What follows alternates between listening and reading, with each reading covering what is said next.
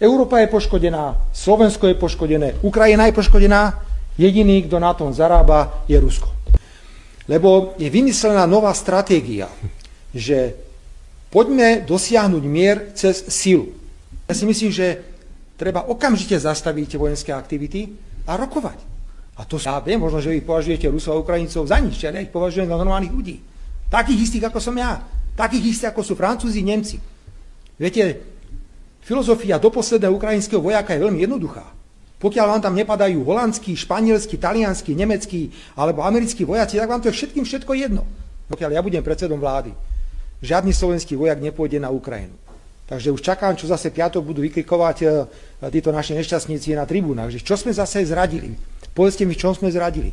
Že bojujeme za slovenské ekonomické a národné záujmy, že odmietame zabíjanie. To je zrada? Za takúto zradu sa hlásim, za takúto zradu sa nechám aj odsúdiť. To akože ja mám vážne veriť hrozbám, že tu niekto napadne zdobre, že nie Slovensko alebo ďalšie členské štáty, ktoré sú v tomto prostredí.